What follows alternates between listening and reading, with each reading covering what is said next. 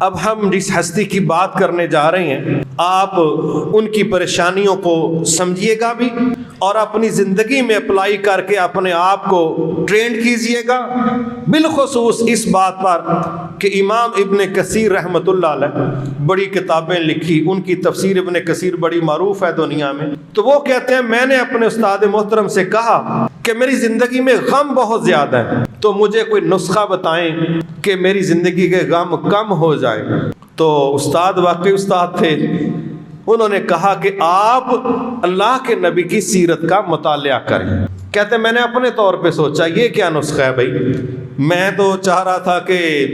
کوئی ٹوٹکا ہو جاتا، کوئی اسپیشل بات ہو جاتی، اس طرح بعض اوقات ہم تھک جائیں تو ہم وظیفے پوچھنا شروع کر دیتے ہیں۔ تو بہرحال وہ کہنے لگے چونکہ استاد نے کہہ دیا تھا تو میں نے بھی اپنا مسئلہ رکھا تھا، پھر میں نے سوچا کہ شروع کرتے ہیں۔ کہتے ہیں جب پھر میں نے اللہ کے نبی کی سیرت مبارکہ کو پڑھنا شروع کیا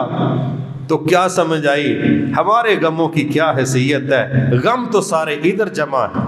ہمارے غم کا کیا لیول ہے، کیا گراف ہے، کیا حجم ہے، کیا حیثیت ہے۔ جتنے غم اللہ کے نبی کو دیکھنے پڑے ہم تو ہم ہی اپنے غموں کا تذکرہ کرتے ہیں، ان کی تو ویلیو حیثیت ہی کوئی نہیں بمقابلہ رسول اللہ صلی اللہ علیہ وسلم۔ تو یہ اصول ہے انسانوں کا، جب اپنے سے زیادہ تکلیف میں وہ کسی کو دیکھتا ہے تو ساتھ ہی وہ ریلیکس ہو جاتا ہے۔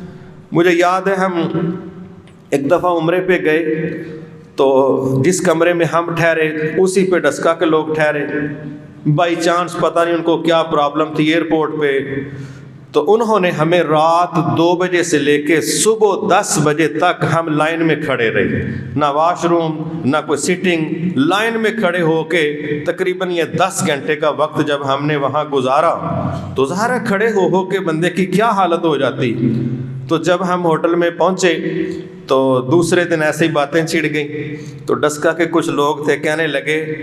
اساں ایتھے کی ہونا ہے، اے انج رب دے گھر دی خدمت کردے نے، راتی اسی 8 گھنٹے ایئرپورٹ تے کھلوتے رہے۔ میں کہا تسی 8 گھنٹے کھلوتے رہے، اسی 10 گھنٹے کھلوتے رہے۔ جب اس نے یہ بات سنی نا تو بے ساختہ اپنے بیٹے کو بلا کہتا اوے ادھر آ، اسی ہمیں رون ڈے ہاں، یہ تے ساڈے تو بھی 2 گھنٹے بعد کھلوتے ہیں۔ ادھر ہی ریلیکس ہو گیا وہ کہ ہم ہی پریشان نہیں ہیں، یہ ہم سے بھی زیادہ پریشان۔ یہ انسانی مزاج ہے، اور اسی لیے اللہ تعالیٰ نے رسول اللہ صلی اللہ علیہ وسلم کو جب پریشانیوں میں دیکھا